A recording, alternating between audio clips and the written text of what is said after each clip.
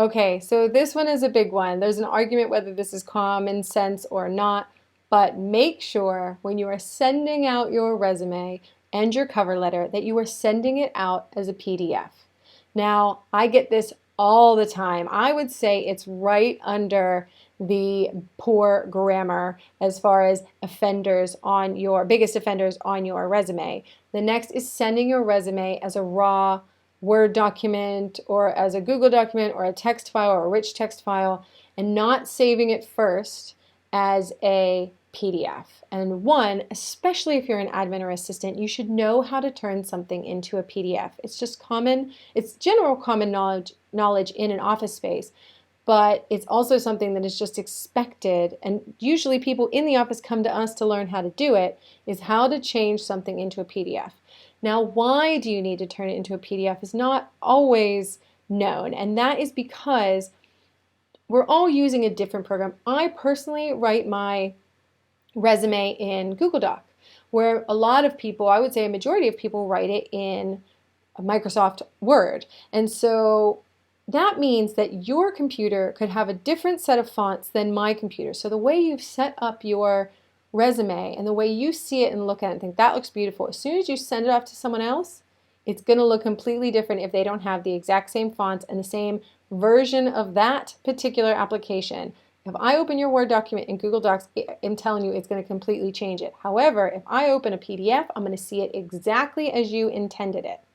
It also means that no one can play with your Word document and change things in it, and it's not going to be messed with. Now, this applies for your cover letter. This applies for your resume. The only time there is an exception to this rule is if you're sending it to a recruiter or a staffing agency. And the reason why is I would check with them. I would actually send them a version of both, a Word document and a PDF document, or a Google Doc or Word or whatever you're using, and a PDF. And I would say if you're going to change, if you want to change anything about the formatting or anything in my resume, please make sure you discuss it with me and that I approve it first, because I have seen recruiters get in trouble for updating applications incorrectly, the candidate getting the job, and then the company not being happy with the candidate and finding out that the recruiter, unbeknownst to both the candidate and the company, changed something on the resume or CV. Now, luckily, this is not everybody.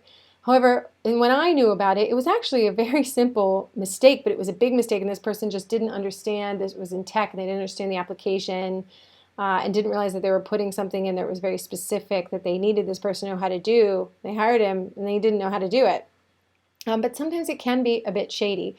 Luckily, I've always worked with really amazing staffing companies that have been really reputable, and they've always checked with me, and they've walked me through any changes that they made.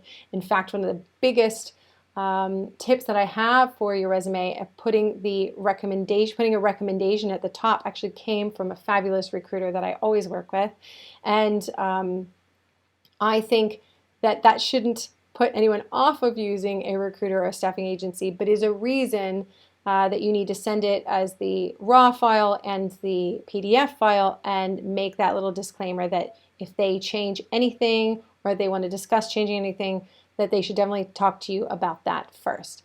So make sure when you are sending off your document that you absolutely make sure you send it as a PDF. This is a non-negotiable here. And if you do not know how to turn one of these documents into a PDF, it's easily searchable. Also, I think if you don't know how to do this, then I highly recommend you going back and taking a refresher course or taking some courses on maybe Microsoft Suite to be able to learn how to do this, because if this is quite a basic bit of knowledge that an admin or an assistant needs to know, and if it is missing from your knowledge space, that's totally fine. But you should go out and possibly go and get a refresher course on how to use these processing applications, because that is going to be something in high demand. And if a future employer catches you and realizes that you don't know how to do something like that, that's considered a basic skill, then they're possibly going to disqualify you. So don't let them Don't let them do that. Let them see the beautiful, wonderful person that you are and just brush up your skills a little bit, or use the University of Google.